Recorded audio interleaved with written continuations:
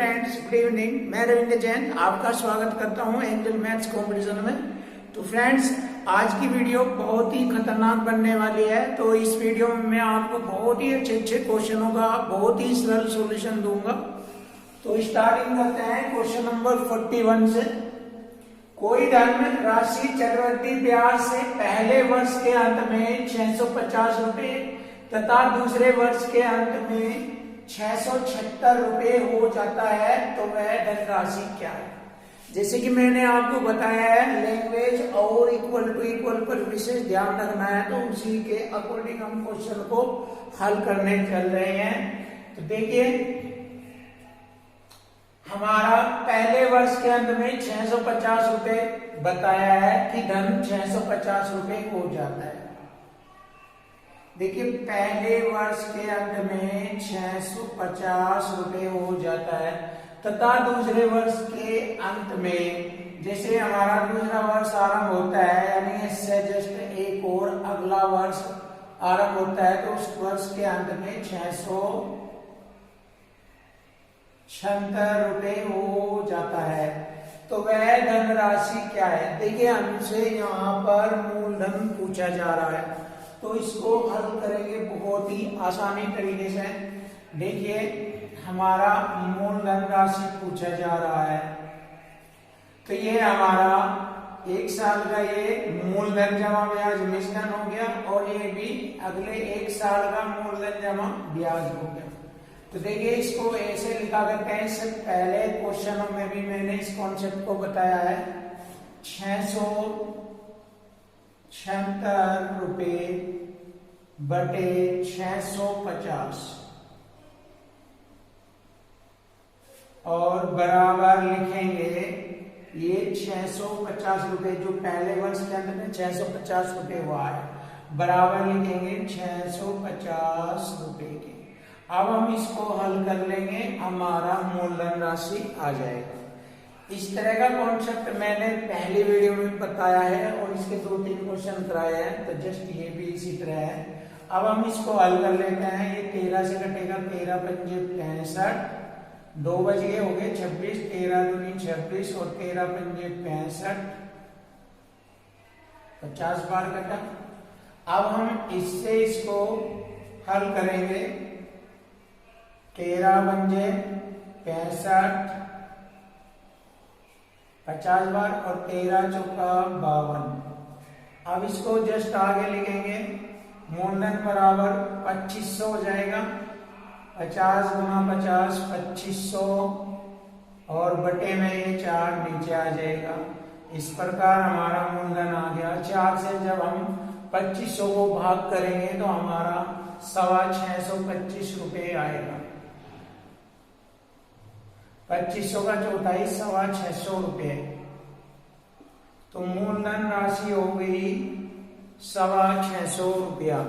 या फिर आप इसको इस कॉन्सेप्ट से भी हल कर सकते हैं। एक ट्रिक है जो कि मैंने आपको पहले भी पढ़ाया है। मूलधन बराबर पहली संख्या का वर्ग 650 गुना 650 बटे दूसरी संख्या 676। अब हम इसको हल कर लेंगे, हमारा आंसर आ जाएगा। देखिए, 13 पंजे 65 50 बार, 13 पंजे 65, 13 दूनी 26, 13 पंजे 65 और 13 चौका 52। यही जवाब आ गया। देखिए, 50 की गुना करेंगे 2500 बटे 4 और 2500 का चौथाई हो गया 625 रुपया। तो हमारे दिए गए क्वेश्चन का आंसर हो गया 625 रुपया।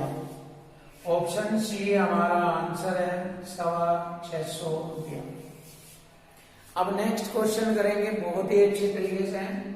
12.5% वार्षिक दर से 2 वर्ष के लिए किसी राशि पर चक्रवृद्धि ब्याज 510 रुपया। देखिए, 2 वर्षों का चक्रवृद्धि ब्याज 510 रुपए है। उसी दर से उसी राशि पर उसी अवधि के लिए साधारण ब्याज पूछा है। साधारण ब्याज। अब हम इसको बहुत आसानी से हल करेंगे। 12.5% को हम 1/8 लिख देते हैं। देखिए, अब लिखते हैं 12 दूनी 24 और एक 25/2। देखिए 12.5% को हम कैसे लिखते हैं, 25/2 और परसेंट की 2 जीरो, 25 कम 25/200। देखिए लिख दिया। 1/8 होता है। आप इसको लिखेंगे, ये बटे में ये मूलधन माना जाता है, ये 1 का ब्याज होता है, तो इसको ऐसे लिख लेंगे, मूलधन 8 और 8 पर 1 का ब्याज जोड़ेंगे तो 9 हो गया मिश्रधन। और ये क्योंकि 2 वर्ष के लिए है तो अगले साल फिर मूलधन 8 और मिश्रधन 9। अब हम इनकी गुना करेंगे, 8 × 64, 9 9 81। दोनों का अंतर हमारा सियाई होगा। दोनों का अंतर कितना हो गया, 11 4 गए 7, 7 में 6 गया 1, 17 रुपए। 17 आ गया दोनों का अंतर। ये अनुपातिक रूप में है ये अंतर, तो 17 आ गया दोनों का अंतर। ये हो गया चक्रवृद्धि ब्याज 17। और हमारा क्वेश्चन में आया है चक्रवृद्धि ब्याज 2 वर्ष का 510 रुपया। देखिए ये हमारा सीआई आ गया। हमसे पूछा है 2 वर्ष का साधारण ब्याज ज्ञात करें। अब देखिए हमें 2 वर्ष का साधारण ब्याज ज्ञात करना है ऐसा, तो देखिए कैसे करेंगे। हमारा मूलधन यहाँ अनुपातिक रूप में 64 है, तो हमारा यहाँ 1 साल का 12.5% साधारण ब्याज की दर है, तो 2 साल की हो जाएगी 12.5 दूनी 25, 25%। और 25% को हम 1/4 लिख देते हैं। 25% को हम 1/4 लिखते हैं, तो 64 का 1/4 कितना हो गया, 16 हो गया भाई।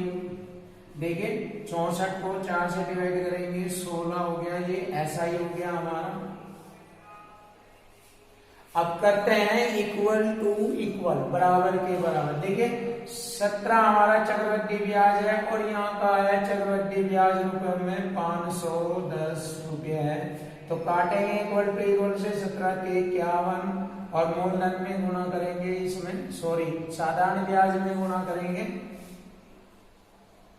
16 गुना 30 तो हमारा साधारण ब्याज हो गया 16 × 48, 10 साधारण ब्याज हो गया 480 रुपये। देखिए बहुत ही आसान है, बस समझना है ध्यान से। अब हम नेक्स्ट क्वेश्चन करते हैं।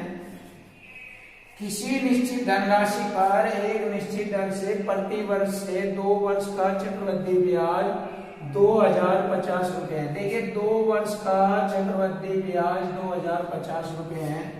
उतनी ही धनराशि उतने ही समान दर पर 3 वर्ष का साधारण ब्याज 3000 रुपए। देखिए यहाँ से सवाल बिल्कुल इजी हो जाएगा। 3 वर्ष का साधारण ब्याज 3000 है, तो 1 वर्ष का साधारण ब्याज 1000 होगा, 2 वर्ष का साधारण ब्याज 2000 होगा, 3 वर्ष का साधारण ब्याज 3000 होगा। और हमें क्वेश्चन देखना है 2 वर्ष का चक्रवृद्धि ब्याज दिया है, तो यहाँ से हम 2 वर्ष का साधारण ब्याज लेंगे। 2 वर्ष का साधारण ब्याज होता है 2000 रुपये। देखिए 2 वर्ष का सीआई हो गया हमारा 2050 रुपये और 2 वर्ष का एसआई हो गया हमारा 2000 रुपये। तो यहाँ से हम इनका अंतर देखते हैं, कितना है अंतर है हमारा 50 रुपये। और ये 50 रुपये हमारा 1 साल का कितना होता है साधारण ब्याज 1000 रुपये है। 1000 रुपये पर ये 50 रुपये हमारा अंतर है। अब यहाँ से हम 1000 पर 50 रुपये जो है किस ब्याज की दर से बैठता है ये ज्ञात करेंगे। 100 से गुणा परसेंट का चिन्ह, तो यहाँ से हमारी ब्याज दर आ जाएगी 100 से 100 कटा और 10 से 0 काटे 5%। देखिए 5% ब्याज की दर है। अब हमसे पूछा है तो मूलधन राशि ज्ञात करें। देखिए यह 1 वर्ष की ब्याज दर है, यानी कि वार्षिक ब्याज दर है 5% और हमारा 1 वर्ष का ब्याज है 1000 रुपये। देखिए यहाँ से इक्वल टू इक्वल क्वेश्चन हो गया, तो यहाँ से हमारा मूलधन आ जाएगा 5 से मैं 1000 को काटूंगा, 200 बार कटेगा ये, और परसेंट के 2 जीरो ये लगाई तो हमारी मूलधन राशि हो गई 20,000 रुपये। तो दिए गए क्वेश्चन का आंसर हो गया 20,000 रुपये, ऑप्शन ए। अब इस क्वेश्चन का आंसर होता था 480 रुपये साधारण ब्याज, ऑप्शन बी ये था इसका। इसका आंसर हो गया ऑप्शन ए 20,000 रुपये। क्वेश्चन नंबर 47, 32,000 रुपए की राशि पर 10% वार्षिक दर से 4 वर्षों के चक्रवृद्धि ब्याज तथा साधारण ब्याज का अंतर ज्ञात करो। देखिए 4 वर्षों का साधारण ब्याज, 1 साल का 10% है तो 4 साल का साधारण ब्याज हो जाएगा दर परसेंट में 10 चौक 40%। और हमें चक्रवृद्धि ब्याज निकालना है, 1 साल का 10% है तो 4 साल का चक्रवृद्धि ब्याज निकालना है। देखिए कैसे निकालेंगे हम, 100 पर पहले साल 10%, 110 बटे 100, दूसरे साल 110 बटे 100, 4 बार लिखना है, 110 बटे 100 गुना 110 बटे 100। 100 से 100 काटा, 2 जीरो से 2 जीरो, 2 जीरो से 2 जीरो। अब हम इनकी गुणा करेंगे, 11 11 121, 11 11 121, तो 121 का वर्ग हो गया ये ऊपर, और बटे 100। अब देखिए 3 अंकों की संख्या का वर्ग करना सिखाता हूं मैं, देखना ध्यान से। 100 से कितना ज्यादा है यह संख्या 3 अंकों वाली वह संख्या है जो 100 जिन संख्याओं का बेस 100 या 100 के निकटतम हो। तो देखिए इसका कॉन्सेप्ट ये होता है, 100 से कितने अधिक है ये 21 अधिक है, क्योंकि यह संख्या 121 है तो 100 से 21 अधिक है तो 21 का ही वर्ग कर लेते हैं। 21 का वर्ग 441, 441 में ये 441 है तो इसमें 2 अंकों तक का संख्या लिखते हैं, जो 4 बच गया ये हासिल में ले लेते हैं, हासिल 4। ठीक है, 21 का वर्ग 441 का 41 लिख दिया, हासिल 4। अब ये देखते हैं यह संख्या 121 100 से कितनी ज्यादा, 21 ज्यादा है तो 121 में ये 21 ही जोड़ लेंगे जो ज्यादा है। 121 में 21 जोड़ा 142 और हासिल 4 जोड़ा 146, और 100 से भाग करूंगा, 2 अंक छोड़कर दशमलव। तो देखिए इसको हल करने के बाद हमारा ये आ गया, जैसे कि मैंने 100 माना था तो 100 से ये कितना ज्यादा है, 100 से ये ज्यादा है 46.41%। तो देखिए 4 वर्ष के लिए 10% की दर से चक्रवृद्धि ब्याज दर हो गई 46.41। देखिए हमारी चक्रवृद्धि ब्याज दर हो गई 46.41 और साधारण ब्याज दर हो गई 40%। अब कह रहा है दोनों का अंतर ज्ञात करें। अब देखिए दोनों का अंतर ज्ञात करना है, कितने रुपए होगा, 32,000 रुपए पर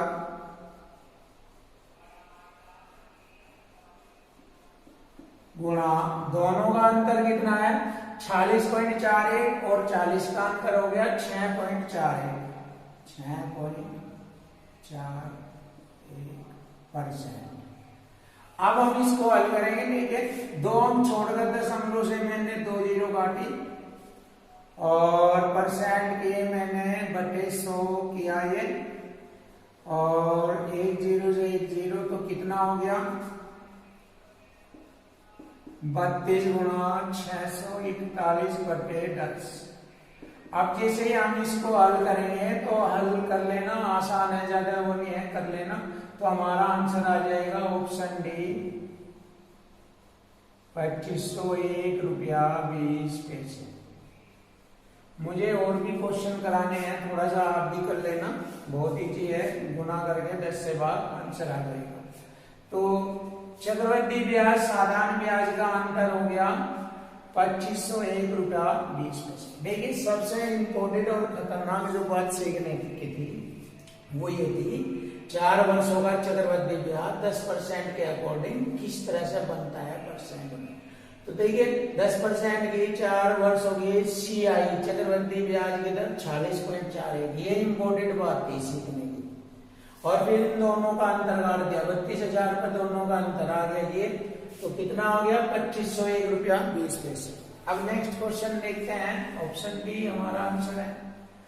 210 रुपए की धनराशि कर्ज पर ली गई है जिसे 2 बराबर किस्तों में अदा की जानी, ब्याज दर 10% है। तो प्रत्येक किस्त की राशि ज्ञात करें। देखिए कैसे करना है, 10% को मैंने बताया था, 10% को हम लिख सकते हैं 1/10 ऐसे, अर्थात 10 पर 1 का ब्याज। तो इसको ऐसे लिखेंगे, किस्त पूछ रहा है, प्रत्येक किस्त की राशि, मूलधन है 210 रुपये, और यहां से लिखेंगे 10 पर 1 का ब्याज हो गया 11/10, और 2 बराबर किस्तों में पूछा है, गुना ये संख्या ऊपर की 11 जो की तो लिखेंगे बटे में दोनों का जोड़ 11 और 10 दोनों को जोड़कर लिख देते हैं 21। अब इसको हम हल कर लेंगे, हमारा आंसर आ जाएगा। देखिए 21 दाम 210 से 210 कट गया, 11 गुना 11, 11 121। तो हमारे दिए गए क्वेश्चन का आंसर हो गया 121 रुपया, ऑप्शन बी। अब हम नेक्स्ट क्वेश्चन देखते हैं। एक व्यक्ति ने गैर सरकारी संस्थान में कुछ धनराशि 5% साधारण ब्याज की दर से उधार ली। देखिए साधारण ब्याज की दर से उधार ली उसने, और उसने वह धनराशि का 50% दूसरे व्यक्ति को 10% चक्रवृद्धि ब्याज दर पर उधार दे दिया, और इस प्रकार उसे 4 वर्ष में 3205 रुपए का लाभ हुआ। यानी कि 3205 रुपए ये अंतर है। अंतर किसका? देखिए खुद लक्ष्यम लाया 5% की दर से साधारण ब्याज पर 4 वर्षों तक, और वही धन दे दिया 10% की दर से 4 वर्षों तक चक्रवृद्धि ब्याज पर, बट उस धन का 50% दिया। तो देखिए 50% बाद में बात करेंगे, पहले देखिए चक्रवृद्धि ब्याज की दर से 4 वर्षों के लिए चक्रवृद्धि ब्याज दर, जैसे कि मैंने यहाँ पर क्वेश्चन में बताई है, यहाँ पर भी यही कंडीशन है, 10% की दर से 4 वर्षों का चक्रवृद्धि ब्याज हमारा बैठता है 46.41%, और साधारण ब्याज बैठ रहा है देखिए 5% की दर से 4 साल का 5 चौक 20%। तो साधारण ब्याज दर बन गई 20%, और CI हो गई हमारी 46.41%। अब देखिए इसको हल करेंगे, उधार ली गई धनराशि ज्ञात करनी है।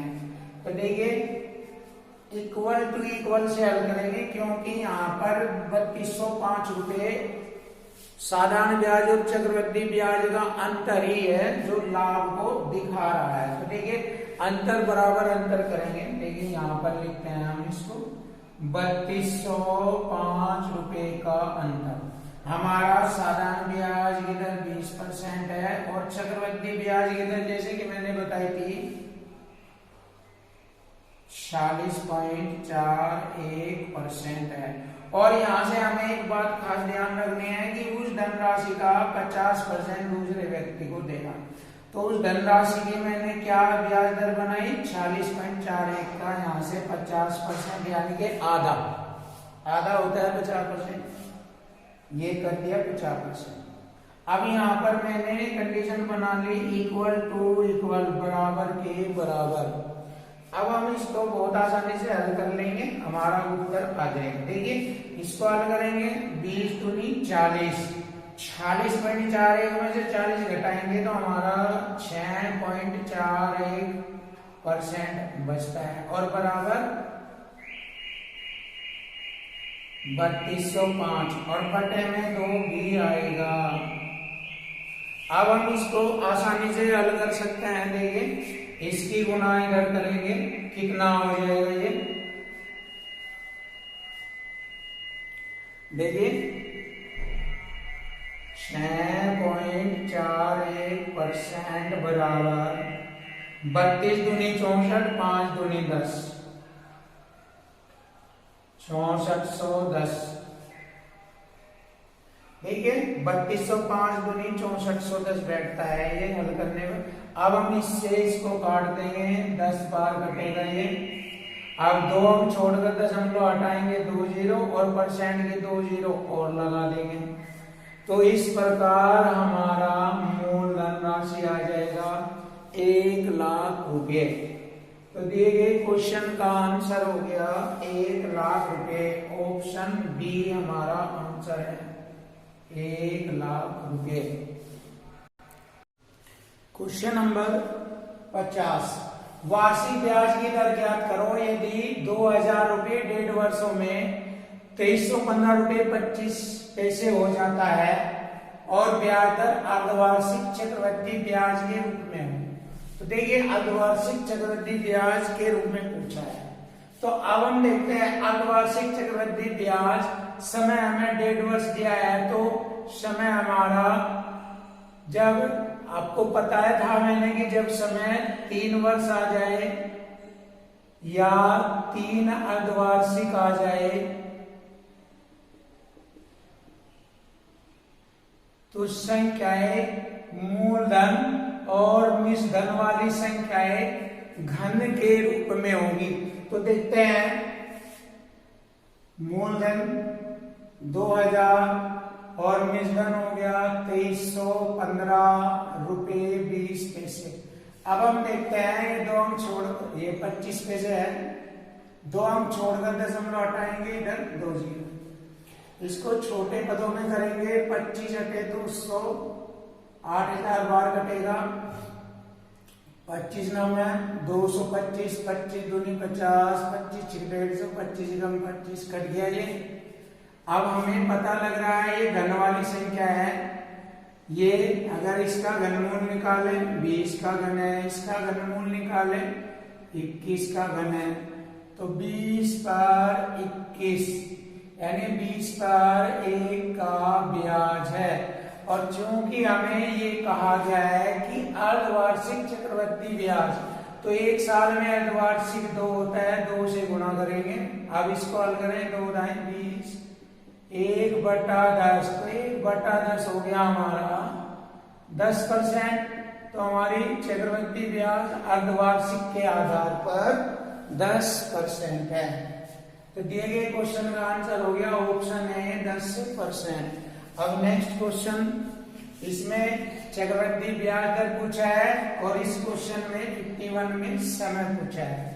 तो देखिए कितने समय में 6400 रुपये मूलधन की राशि 5% वार्षिक ब्याज से 68,900, ये सॉरी 6400 नहीं है, ये मैं गलत बोल गया था, 64,000 रुपये मूलधन की राशि 5% वार्षिक ब्याज से 68,921 रुपये, ये मिश्रधन हो जाएगा यदि ब्याज अर्धवार्षिक चक्रवृद्धि ब्याज के रूप में हो। तो यहाँ से हमसे समय पूछा जा रहा है। तो हम देखेंगे दी गई मूलधन राशि और मिश्रधन राशि, ये वर्ग वाली संख्या है या ये घन वाली संख्या है। हमें पता लग रहा है ये घन वाली संख्या है। 64,000 और अमाउंट हो गया 68,921।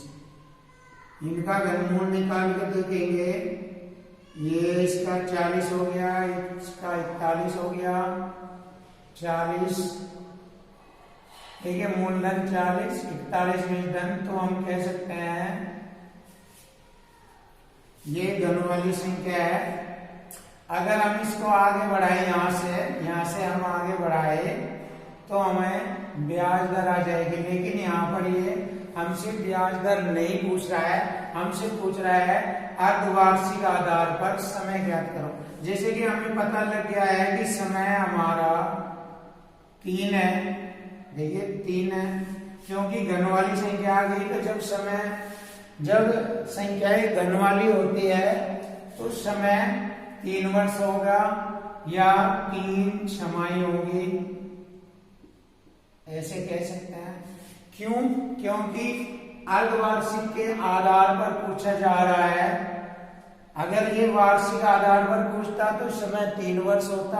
अब पूछा जा रहा है अर्धवार्षिक चक्रवृद्धि ब्याज के आधार पर समय, तो हमें देखना है 3 छमाही बैठता है। अब 3 छमाही को हम कैसे करेंगे या कैसे लिखेंगे? डेड वर्स लिख सकते हैं। 3 छमाही को हम डेड वर्स लिख सकते हैं, या इस 3 को ही हम 2 से भाग करेंगे,